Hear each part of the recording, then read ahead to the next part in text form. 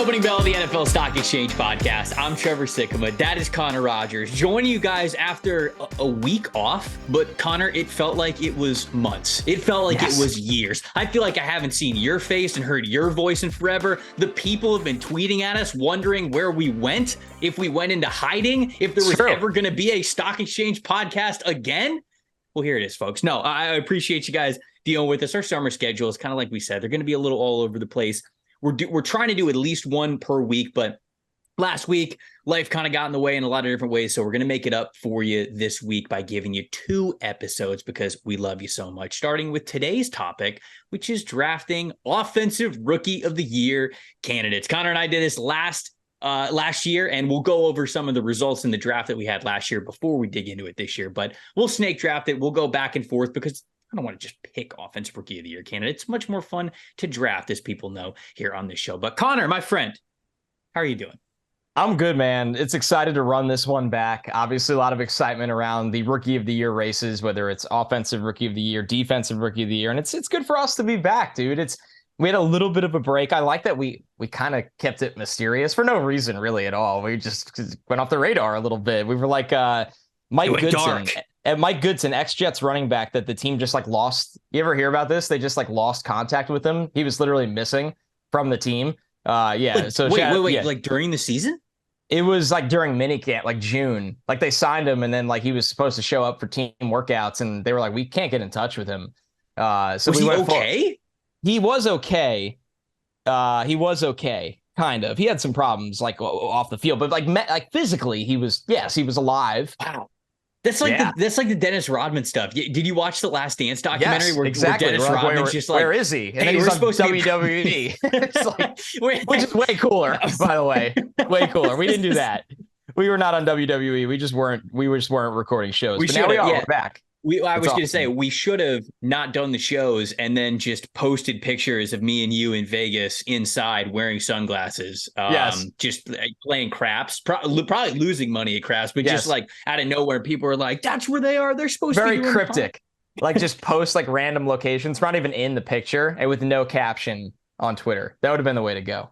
We are glad to be back with you guys, as you can't tell, because we love doing this podcast. But I love today's topic. Today's topic is a really great turning of the page from draft recaps, which you can obviously see over at the YouTube page. We did a much longer, I think, 2-hour podcast, and we broke some of those off into little episodes as well. But you can hear our draft grades and our draft analysis for all 32 NFL teams. So if you're wondering where that is, it's already up there. We gave it to you guys instantly right after the draft, so you can go listen and watch that if you want to. But after taking that week off, we're kind of turning the page into some summer content. And we're going to get to summer scouting. Summer scouting's in a couple of weeks away. We normally start that at the beginning of June, which we are, but we got a couple of episodes before then. So we thought it was really fun to do some of those drafting segments that we did last year. We're going to draft offensive and defensive rookie of the year this week. And then next week, we're going to have even more fun. We're going to expand it even further. We're going to draft against one another, under 25 teams in the NFL. So guys who are under the age of 25 by week 1, we're going to draft those against each other. But dude, I like this format because it gives us a little bit of pride as we are predicting what we are going to see. And do you remember how our Offensive Rookie of the Year draft went last year? Because I got the sheet up right now. I don't know if you're looking at it. Do you have it? I got to look at it the weekend before we would tape this show because I really didn't remember. I was like, I don't know. I assumed each of us had, or one of us, whoever it may be, picked winners, but I didn't know when, how close we were. And then ultimately, we each came away with one winner. But it is funny where we picked them, Trevor. You had, okay, so I'm looking at this now, the Offensive Rookie of the Year draft that we did last year. I think you went first because we snake drafted it. And I think you went first. You went with Breece Hall. Then I went. That would be very like me. Yes. Then first overall. Homer. And it looked good. It looked weird. No, I'm kidding. It was a great pick. It ended up being a great pick. Then I went back-to-back Drake London, Treylon Burks. You then went Kenny Pickett, Chris Olave. I then went Sky Moore, Kenneth Walker. Almost had it with Kenneth. Yeah, you were real close. Then you went Then you went Christian Watson, and with your last pick of the draft, you went with Garrett Wilson. So you got the winner. You got the Offensive Rookie of the Year winner with your last pick of this draft last year. Last pick, the Hail Mary dart throw. It's so funny, though, when you think about it, and because people might be sitting there and go, why would Garrett Wilson go last in that draft? At the time of that recording, I mean, he was not getting the reps ahead of or expected to get the targets ahead of Corey Davis, Elijah Moore, or Braxton Berrios at the time. Right. And it went all the way to really the second half of week 1 against the Ravens. Then they start putting him on the field, and he was phenomenal ever since then. So it goes to show you, I do think this year is a little different, but it goes to show you doing this exercise almost before summer even begins, how much things can change. Yeah, no question about it. There's a lot that you learn, I think, especially during training camp in the preseason, right? Now, and look, even if that was the case, I did not expect the fall off that was the Elijah Moore saga with the Jets last year, right? I mean, like it was as if that dude was barely even on the team. And it was like, no, we got to force feed Garrett Wilson early. And so it makes sense when you go back to even the beginning of the regular season, what was happening with Elijah Moore, how much they wanted to get the ball in this guy's hands. But great pick by you. Great pick. You know what? You know what we didn't do last year? We didn't appropriately come up with what happens with the winner.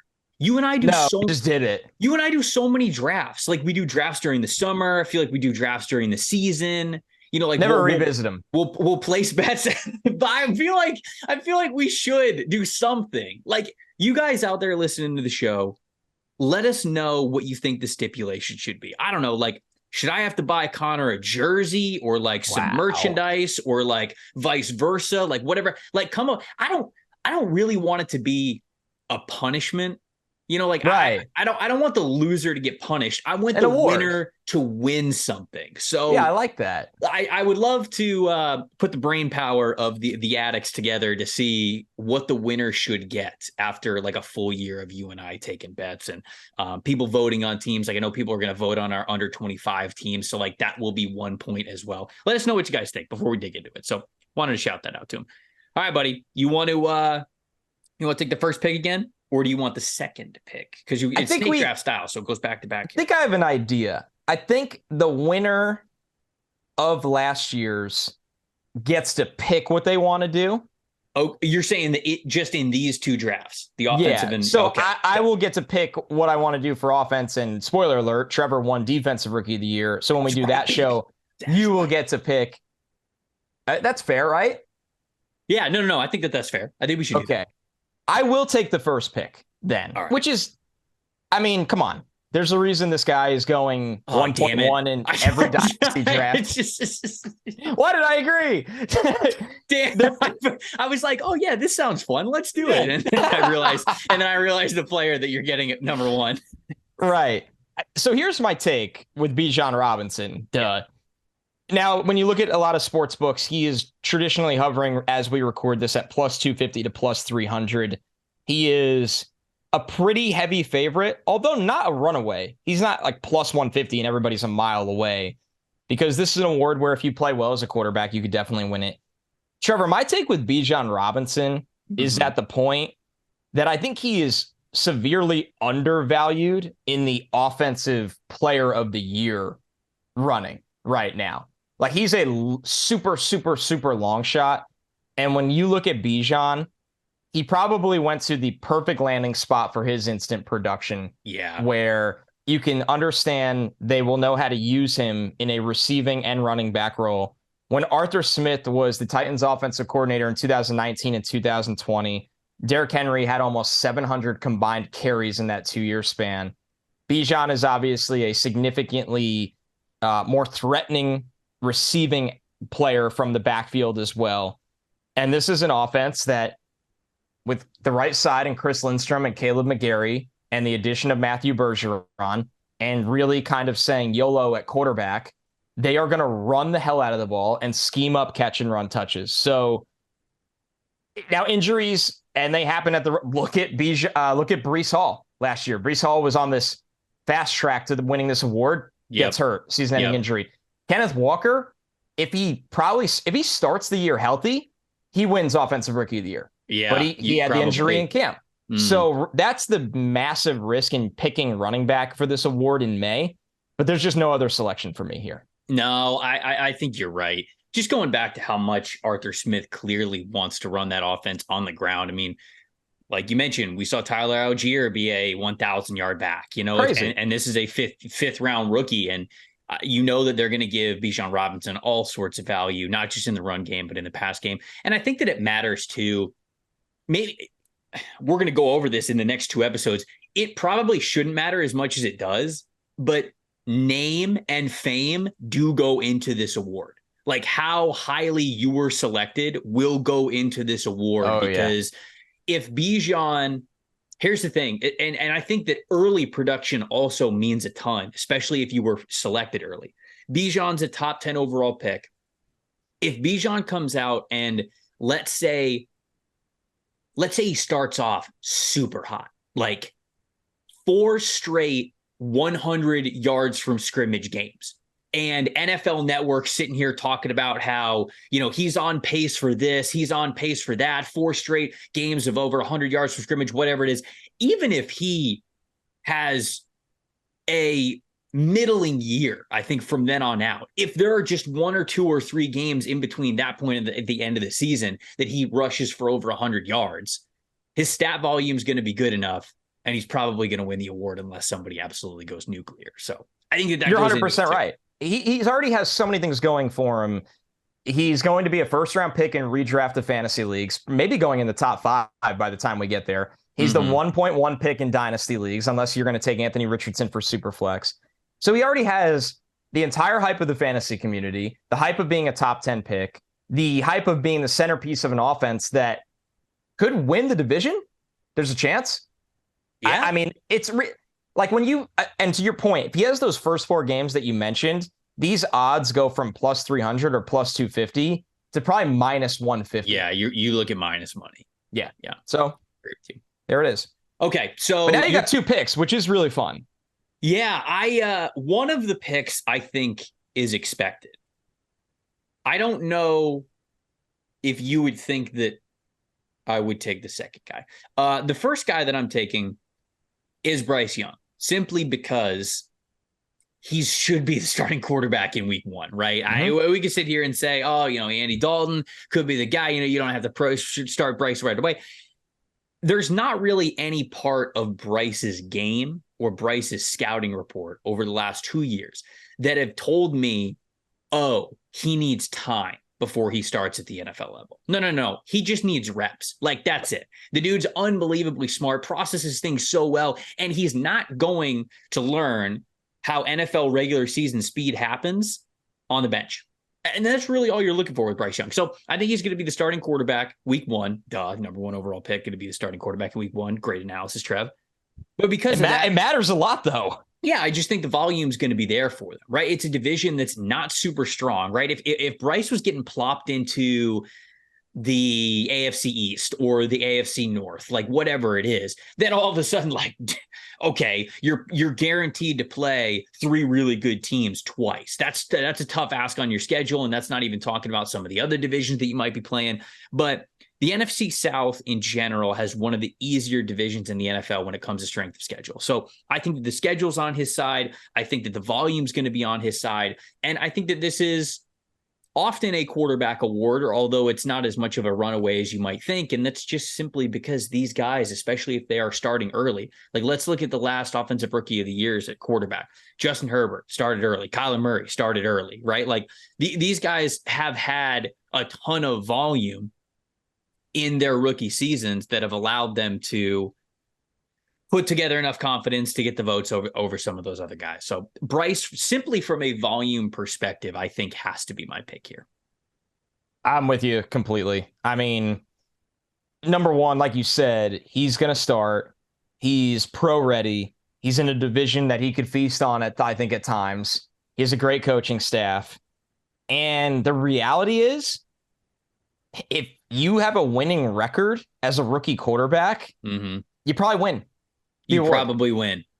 Yeah. I mean, remember the Brock Purdy conversation at the end of last year? Like, there was like legitimate Of course people, I remember the Brock Purdy conversation. It was nauseating, but there was legitimate people that were like, he should win Offensive Rookie of the Year.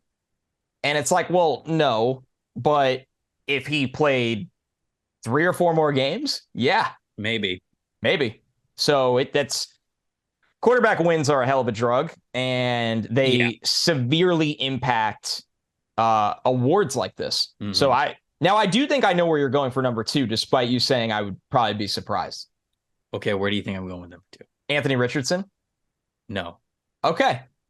I thought you were going to go quarterback there. No, no. Okay, this is fun then. This is I, really fun. I won't tell you. I won't tell you where Richardson is on my big board because, of course, Okay. it is a draft, and we're going to have a lot on the line. We don't know what's on the line yet, but a lot is. Yeah, I would only do one guess, not to go crazy on draft strategy. So Bijan Robinson has the first overall odds. He's plus 300, like you mentioned. Bryce Young, I did want to mention, he's plus 430. So he has right now the second highest or best consecutive odds. So it is pretty close. The next guy I'm going with has the 5th highest odds at plus 900.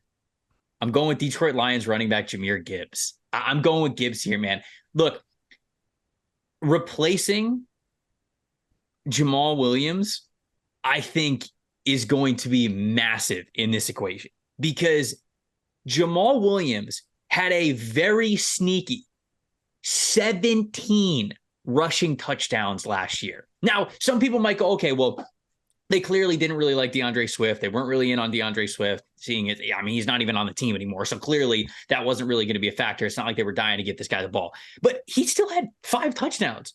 This is a team that had 23 total rushing touchdowns last year. Ben Johnson's coming back. The offensive line's going to be better. The offense is going to be better overall. This is a team that's probably going to be on a playoff run. They're going to be on a playoff push. I think they probably win the division this year. Wins do kind of go into this because you're talking about these teams all the time. And this team drafted Jahmyr Gibbs at number 12 overall for a reason. They're gonna give him the ball. And I get it. David Montgomery's on this team. I think he's going to certainly be a factor. But even David Montgomery's best stats, okay? Going back to his days in Chicago, okay? He started 16 games last year, 800 yards, 5 rushing touchdowns. Year before, started 13 games, 849 rushing yards, 7 rushing touchdowns. The year before in 2020, he had over 1,000 yards in 14 games and 8 touchdowns. But it's not like this guy's just been a touchdown fiend. I think there's a lot of rushing production to be had in this offense. And even if it's like this even split, I think Jahmyr Gibbs could be close to 8, 9, 10, maybe even double-digit touchdowns if he gets lucky in the situations that he's playing in. So the way that they talked about Jahmyr Gibbs after they drafted him sounded very familiar to the way that you would hear the Atlanta Falcons talk about Bijan Robinson, in that they want to use him all over the offense in every way that they can because he gives them that extra juice. So for Jahmyr Gibbs to have the 5th best odds at plus 900, not only do I think this is a best bet, but I'm taking him here as my 2nd overall selection in the Offensive Rookie of the Year draft.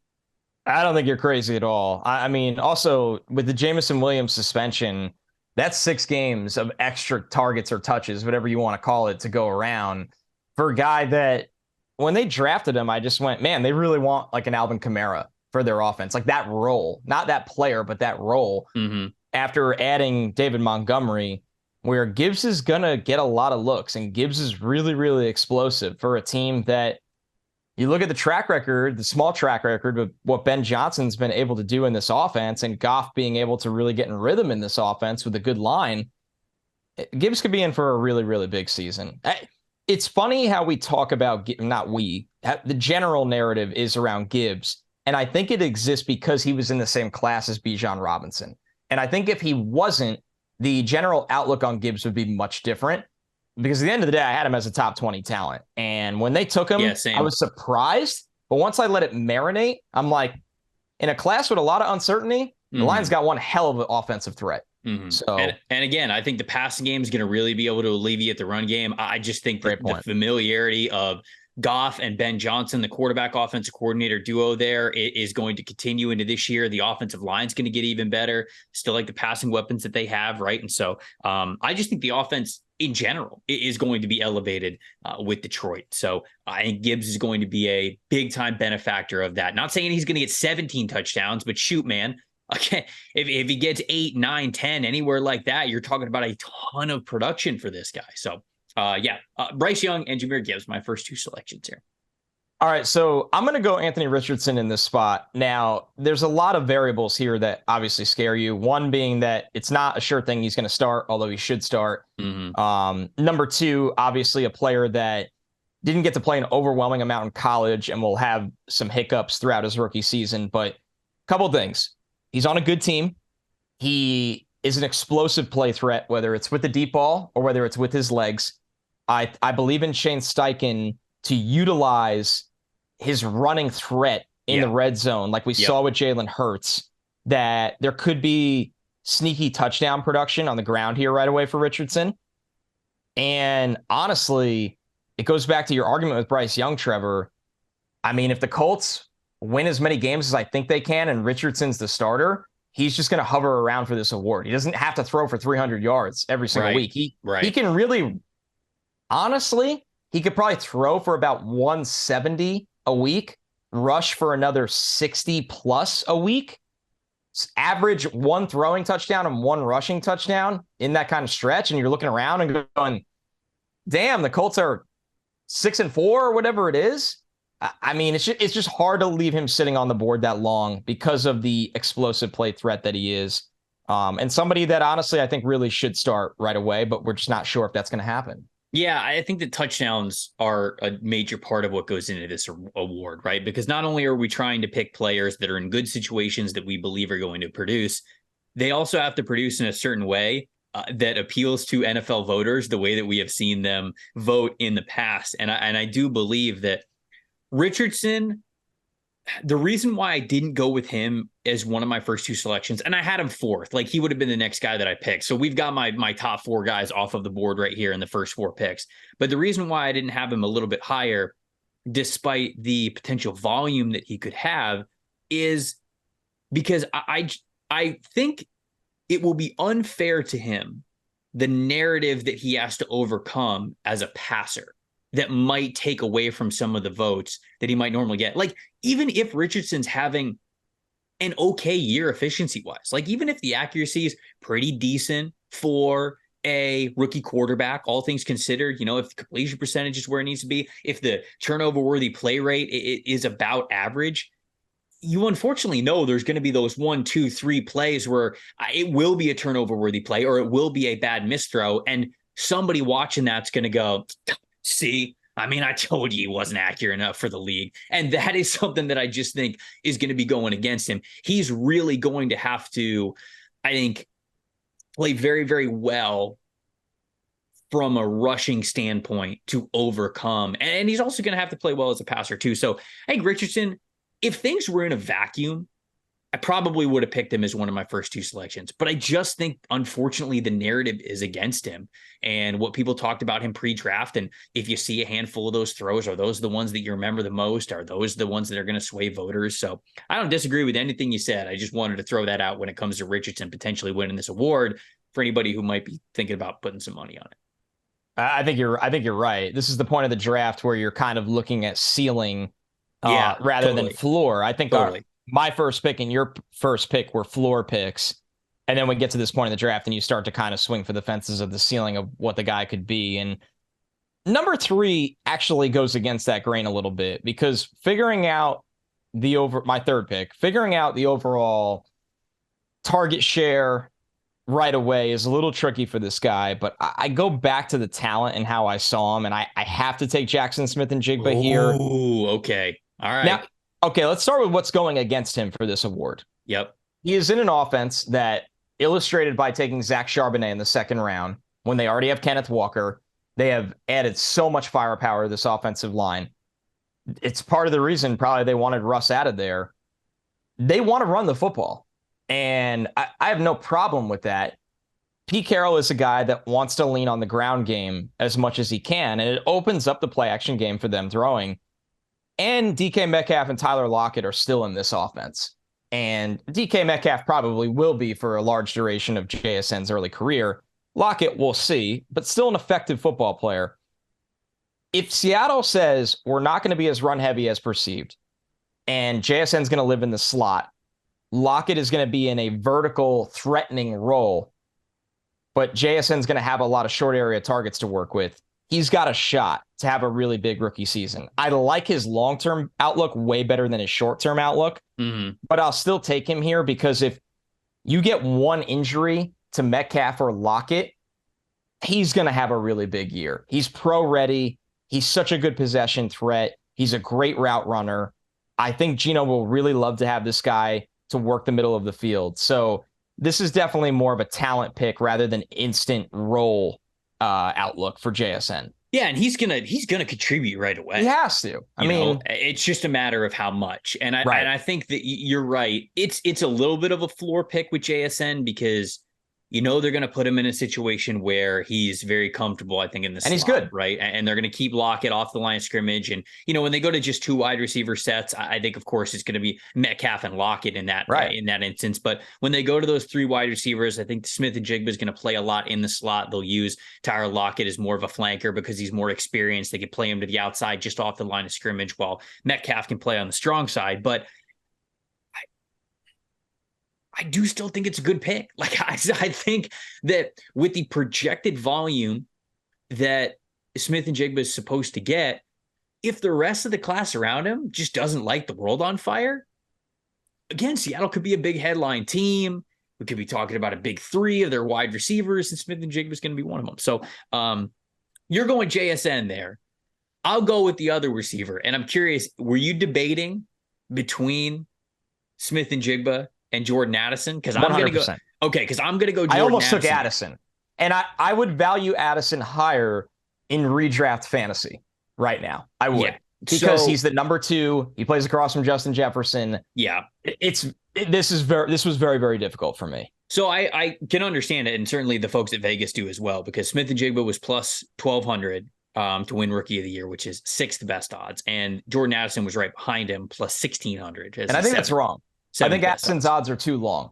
If I was setting those odds for a book, I would have him closer to plus 1,350, plus 1,400. So he's the value pick on the board to me. I would as well. And I'm going to go Addison here for the reasons that you mentioned. I think that everybody, whether you were high on Addison as a prospect or lower on him, like I was, I had him as a top 50 player, but I was a little bit lower on him. I said I had him more of a second round pick kind of a guy.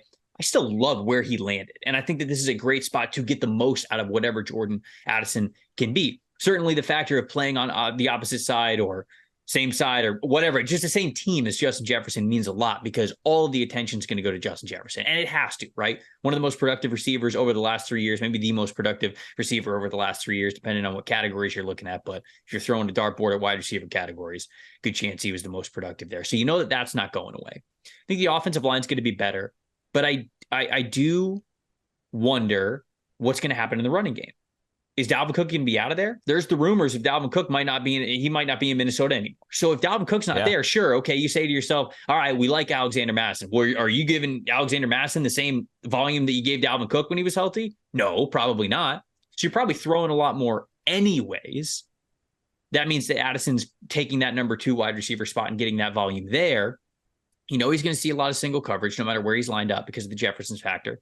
And another factor here, Connor, I don't love the Vikings secondary this year. It's guys that have a lot of question marks. Andrew Booth has questions to answer. Byron Murphy, okay, nice corner, but how much has he really changed in that room? Caleb Evans is the other guy on the outside. And so it's like, great point. You look at this secondary, and if the pass rush, which just lost to Darius Smith, if the pass rush isn't what it needs to be, that secondary is going to be in for a long year. There are going to be a lot of points on the board for the other team, no matter whether it's home or away for the Minnesota Vikings. And I think they're going to be throwing a lot. So if you just look at the offensive side of the ball, I think you can envision some volume for Jordan Addison. But if you look at the defensive side of the ball as well, I think that only increases those volume odds for him. So if you're out there and you are a sports bettor, Jordan Addison plus 1,600 to win Rookie of the Year. It's a pretty decent bet. Yeah, and there are currently odds at one sports book that I won't give the promo to, but as high as plus 1,700. So if you do your homework, you could actually you can get serious value on Jordan Addison. And Trevor, that would have been a no-brainer pick for me that you just took.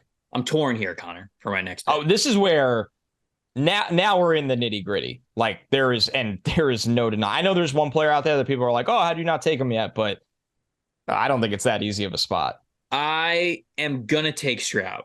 Yep. I'm gonna take Stroud here. I was not going to take him really anything before this. Me too. All 6 of the players that were selected here in this draft were higher on the board than CJ Stroud was. And I just don't know what his production's going to be this year. You're coming from a environment from Ohio State that you were just surrounded by premium talent. CJ Stroud had the best supporting cast every single game of college football that he played, outside of maybe the last one that they lost against Georgia. That's it. He had better talent to go to in basically every single other game. And I know Michigan fans are going to clap back at me a little bit there, but I'm just talking about like 5 stars and talent throughout over the last 2 years, especially if you take both of those into account. Man, the offensive side of the ball was unbelievable for Ohio State. The talent along the offensive line was crazy. He had all sorts of time to be the pocket passer that he wanted to be. He had the offensive weapons to have faith in, to throw it up there, even in tight coverage. That's no guarantee at this level. I like what the Texans are doing along the offensive line. It should be nice. But even then, it's going to be a massive adjustment to NFL speed and NFL defensive fronts from what Stroud is used to. And then when it comes to who's he going to throw to, it's hold on. Let me make sure that I can give Houston their proper due here with the depth chart that they've. Well, you can start with Tank Dell. Oh, sorry. Tank Dell, GOAT. Robert Woods, who I like, but okay. Right. John Mechie, who I like, but don't know what we're getting out of John Mechie. Nico Collins, not a big impact wide receiver. Then you get rookies. You got Tank Dell. You got Xavier Hutchinson. I like Noah Brown, but Noah Brown's probably just a wide receiver 3. And then they got a lot of other wide receiver names that I don't think are going to be impactful. So tight end as well. They signed Dalton Schultz too. Okay, that's good. You needed that. But Brevin Jordan outside after that. It's just going to be a major step down no matter how you look at it. But CJ's got to start. So we're playing a volume game here with CJ Stroud. So I will go with him as my 4th pick here. No argument for me. It's the thing where you look at his supporting cast and you don't love it. You look at a little bit of a transition and you're like, okay, it goes back to the first argument we had, right? What was the argument we had with Bryce Young and Anthony Richardson? If those teams are good, those guys are going to be relevant in this award no matter what. I'm not convinced the Texans are ready to be good. I think they are making progress. Mm-hmm. I'm not ready for them to be good. And if that's what you believe, then you don't believe CJ Stroud has a top 5 to 6 chance to win this award. So I think these odds have the least amount of value. Plus 700. Plus 700. Stroud should probably be closer to plus 1,000. Hey, maybe he lights the world on fire. The Texans are the story of this year's NFL season. And, he's the reason he lifts them up. I think that's a little unfair to expect of him as a rookie going to that offense, personally. So you got back-to-back now to round out your draft. Who we got?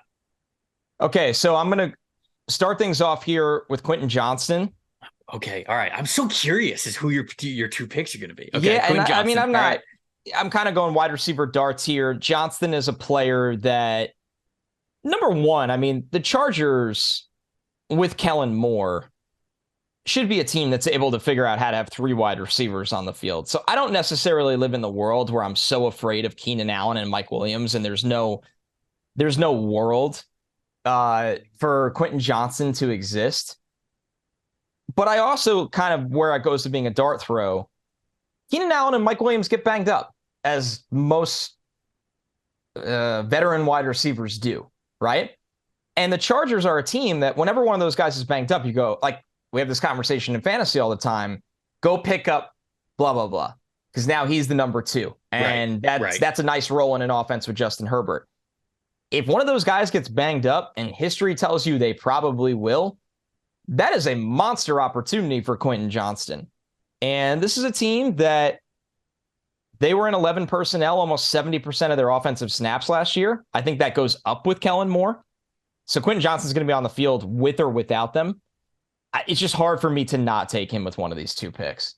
Yeah, no, I could see it. I debated Quentin Johnston, but I'm going to be honest. I have a couple of wide receivers ranked ahead of him. So I feel like he is on my big board, and The one that I think is maybe a super sleeper for me is still on the board that I might end up selecting with my 5th pick. But it does make sense given the injury history of the guys that are above him on the depth chart. And even though the team was committed to bringing those guys back, keeping the same receiver core there, they drafted Johnson for a reason, right? And I think that they believe that his speed is something that can unlock the offense. So even if the other guys on the depth chart, like you mentioned, are healthy, that speed, they're going to get his speed on the field. They're going to want to get him on the field however they can. So I understand it. I wouldn't have picked him there, but I do understand it. Okay, so now this is where, I mean, you could get creative in this spot.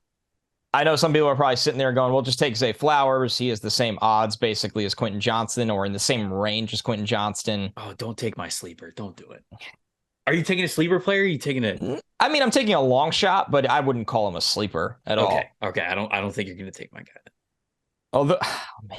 No, don't. No, come on. Don't overthink it. Now try to take my guy. Don't do that. No, I'm not doing that. There is one other player that I really like here. I really, really like here. And there's a couple hiccups that I got to get over to really take him. You can take him in this spot. You can talk it out because you have this is your last pick. So you don't have to. I don't think you have to hide it. I'm not gonna. Okay, so I'll tell you who this was between. Roshan Johnson. Oh, nice. And of course Dalton Kincaid. Okay. Now, all right. Here's what's going against those guys. I ultimately do think the Bears get to camp and look at Deontay Foreman and Khalil Herbert, and they're like, oh, Roshan Johnson's probably our best running back. Oh, man. I don't know when they ultimately go all into that. And if it's October or November or December, then it doesn't matter, right? Like, it'd be very hard. Yeah. It'd be very hard for him to win that award. Yeah. And then Justin Fields. This is great about Justin Fields, but not good for Roshan Johnson for rookie of the year. Right. He takes away touchdowns in the red zone. Yeah. That's huge. Now, Kincaid, tight end rookie production is traditionally terrible. I do think he's in a situation where he's an older, polished prospect. He's a pass catcher, not really a tight end. Right. He plays with Josh Allen. I really do think, obviously, it's Stephon Diggs. I think Kincaid is a more consistent number 2 than Gabe Davis. And see, that's if you believe that, then this makes sense. Then this one definitely makes sense. And it helps Gabe Davis because Gabe Davis now becomes a number 3 that could stretch the field. And it's not, oh, did Gabe Davis lose us the game this week or win us the game? Like, I don't think that's even fair to the projection of Gabe Davis. But it's a lot to ask of a rookie tight end. It is. But I'll still take Kincaid. He's plus 3,500 at major sports books. That is telling you that they don't think he has a shot to win this award. Yep. I guarantee I will regret not taking a running back flyer here, but I still am going to believe in Josh Allen. I'm going to believe in Kincaid being their number 2, and I'm going to believe in his floor.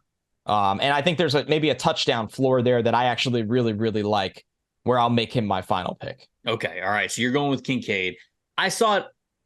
You know, there's two sides of the coin, right? There's either the room's already too established and too crowded. You don't think that he's going to get the volume. I think that Kincaid is going to reshape kind of how they do offense. You and I have talked about on this podcast before, how little they have run 12 personnel sets over the last couple of seasons. This changes that. This gives them a different element in their offense and allows them to go to a different personnel group. So I think the versatility there is going to be impactful no matter what. I am skeptical of how much that directly correlates to Kincaid's individual stats. But if you, which you can certainly convince yourself of, if you believe that Kincaid all of a sudden will be their number 2 option, this is a team that's going to play a ton of headliner games throughout the season. And if this dude's producing at a decently high level, then you're talking about somebody who's going to be in the conversation for offensive rookie of the year. So I saw it differently, but I do get, if you believe the other side of things, why he would be a selection for you. You said that he was plus 3,500, right? Yeah. Yeah. So my last pick is also plus 3,500. Oh, man, I thought I knew where you were going. Where did you think I was going? He's not, though. I thought you were going with Kendre Miller. No, thought about it. Did think about it. Jamal Williams being there is, I know, it's too much for me to bet on him to take over any of what Alvin Kamara might miss. My pick here is Rashee Rice Yeah. from Kansas City. So Rashee, we know from this past year, understands what it's like to have a large wide receiver Target share. usage. Yeah, target Yeah, it's shares. insane. I was like trying to think of the words, and I was like, what? How am I blanking on this? So yeah, he has a huge target share from his time at SMU. So we know that that's in his blood. We know that he's used to that. Whereas Kansas City, if they have to ramp up his target share, we know that he will. At least you would think he has the confidence to be able to handle that and play well. The guys in front of him on the depth chart, the reason why he's plus 3,500 is because Marquez Valdes-Scantling, Kadarius Toney, Sky Moore. Those three guys are healthy. They're playing over Rashee Rice, right? I mean, like there's not a debate for that. But all three of these guys, there is reason to believe that they might not be out there for a full season. Marquez Valdes-Scantling hasn't played 16. Actually, so he played 17 last year, but he only started 11. He only played 11 the year before. Kadarius Toney, we know has missed time due to injury. I mean, he's Mr. Hamstring. I hope all these guys are healthy for the entire season. I'm not saying that like, oh, I'm betting on these guys to be hurt or anything. But if they have an injury history, I think that goes into long shot bets. Sky Moore, same way. He played 16 games last year. Okay, but he only started 3, had 22 receptions. Are you really going to ramp it up that much for him? So if any of those guys missed any time at all, Rashee Rice is kind of this different type of player for them, who, if you are plugging him in, you're probably getting some unique production out of it. And if that's the case, you're probably not going to want that to go away once those guys get healthy again. So I really think that all it takes is a little window of opportunity for Rashee Rice, and you're betting on him being the best version of himself, right? You and I talked about this after he was drafted, or as we were going through our wide receiver rankings, that it feels like this is a jump ball contested catch wide receiver that does not have the frame or size or strength to be a jump ball contested catch wide receiver. So all of these things have to be different for him. He kind of has to retool how he approaches the game. But that does present him with a unique skill set in this Kansas City Chiefs offense.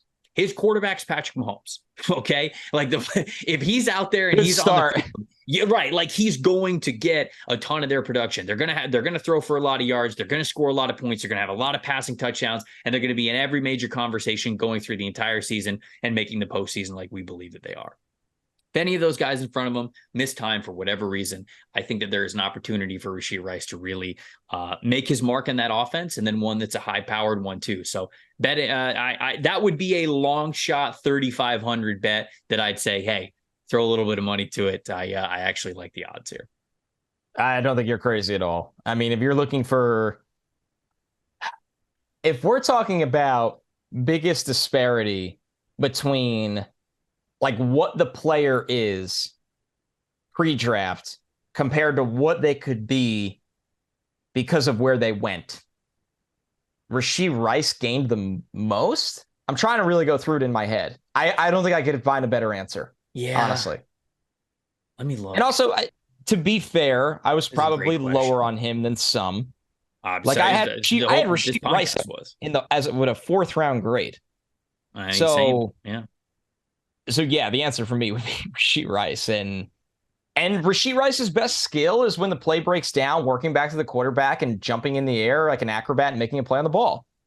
And if you want a quarterback where you get to do that, you probably pick Patrick Mahomes in NFL history. Like it's right. Yeah. I mean, yeah. So yeah. I think that you're right, by the way. I'm looking at this past draft, and it's like who gained the most from the landing spot that they had. And there's obviously like great landing spots, but to say Jordan Addison gained the most, well, people already thought Jordan Addison was good. Just a first round pick. Right. So like that I don't think that doesn't apply in the same way that we were talking about here. Rashee Rice obviously was picked in the 2nd round, but I think both you and I had him 3rd, 4th round picks. I can't remember exactly where my grade was on him, but that gets elevated for sure. Cedric Tillman, we already liked. I like that spot. Josh Downs, we already liked as wide receiver. So that spot's not the same. You know what's a sneaky one? But it would take, the reason why it doesn't count is because somebody would have to get hurt in front of him. Mm-hmm. And that somebody is Jared Goff. Hendon Hooker, like you put Hendon Hooker in the Lions offense with Ben Johnson. Oh, I was just thinking wide receivers, but I totally agree with you. Yes. Like if Hendon Hooker has to play 2 years from now when he's fully ready to go because Goff gets hurt, you're like, yeah, he'll probably be fine. Honestly, he'll probably be fine.